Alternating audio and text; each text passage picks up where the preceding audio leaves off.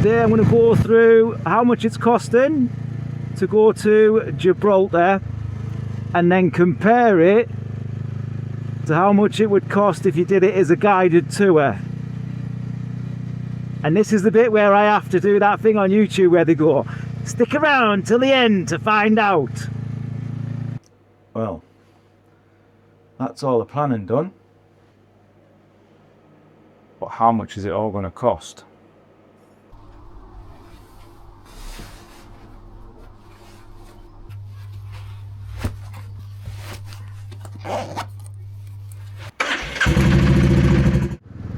How much does it actually cost to ride from the UK to Gibraltar and back? Going through France, Spain, Portugal, into Gibraltar, back into Spain, back into France, and then home. Camping all the way down, and then staying in a nice posh hotel in Gibraltar, and camping in someone's back garden for a night in France. So overnight ferries there and back, fuel, ferries, accommodation, food, and then some gifts. The fuel cost is the big one. That's £500. There's not a lot I can do to bring the price of that down. I've averaged £1.80 for a litre of fuel, which I think's realistic, depending on obviously what happens with the war. Don't mention the war. I mentioned it once, but I think I got away with it all right. Bike does 75 miles to the gallon, fully loaded, and the distance is 4,200 miles. And there's not a lot I can do to affect those, to be honest.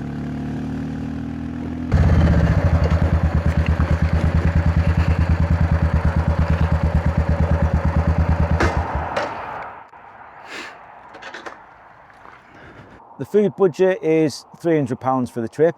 That'll be more than enough. That's £20 a day for a bit of breakfast, which will probably just be a couple of eggs or something.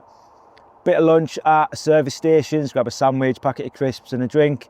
And then dinner on a night, which will just be something I can pop in a pot, heat that up and then eat it. So I think 300 quid. If I spend more than £300, I'll be quite surprised and disappointed in myself, because it means I've gotten fat. Next cost is the ferry. That's £230 each. Because we're doing an overnight ferry, you have to book a cabin. So I booked the cheapest one I could, 230 quid. That's cabin there and for the cabin on the way back on the crossing. So it's £230, no windows, nothing fancy. There's a bed, go to sleep, there's a plug, charge your stuff. So cheapest we could do it. If there was an option of not staying in a cabin and just slumming it somewhere on a bench, then I'd have picked that. But unfortunately, overnight, you're not allowed. You have to pay for a cabin. The reason we're doing the overnight ferry, even though it's more expensive than doing it in the day and just get like a Dover to Calais or something, is we can arrive in France at 7:30 in the morning, and then we can roll off the other end, fully fueled up, ready to go, 7:30, because the first day is 330 miles. So just get off, all refreshed, wallop, straight into it. The reason for the overnight ferry on the way back, this means you've got a nice relaxed final day in France, and we're not rushing about in the morning, trying to get there for the ferry, worrying about, oh, is there going to be traffic, is there not? We just take a nice leisurely last ride back to the ferry. Next, we've got accommodation costs. A little bit splurgy on this one. So we're doing campsites all the way down to Gibraltar, and then we've got 2 nights in the Rock Hotel. The Rock Hotel is £80 per person per night, because me and Nick are sharing a room. So it's 320 quid for the pair of us for the night. Not too bad.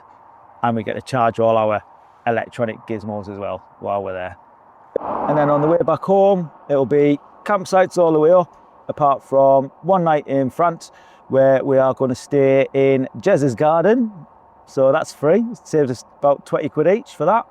And that's it. I can't make the accommodation any cheaper than that either, other than camping in Gibraltar, but we'll have a splurge when we get there, haven't we? And I've got £200 for gifts, so that's France, Spain, Portugal, Gibraltar, Andorra. So that's at least 5 pens for Ashley. There's a French pen, a Spanish pen, Portuguese pen, Gibraltarian pen and an Andorran pen.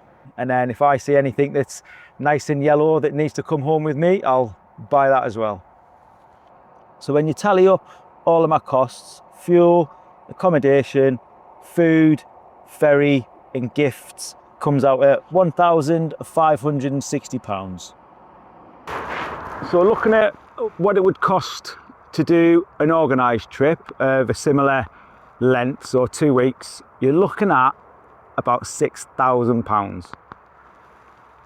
You can't get to choose where you go, you can't get to choose where you eat, you can't get to choose where you sleep, you can't get to choose when you stop for a wee. You have to, oh no, Dave needs a wee, or Brian's fell off. You've got a breakdown van following you behind, so there's no peril involved. I think doing it on your own, plus Nick, obviously, you get to go where you want, when you want, with who you want as well. What if Dave's a dickhead on the trip? Because the difference between heaven and hell, it's not the place, it's who's with you.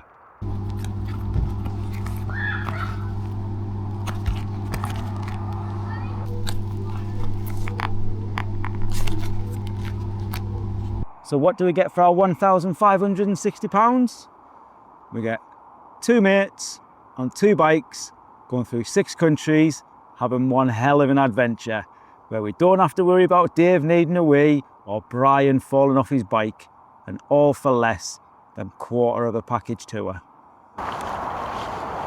So if you're planning something similar, or want to find out if me and Nick make it back alive, follow along.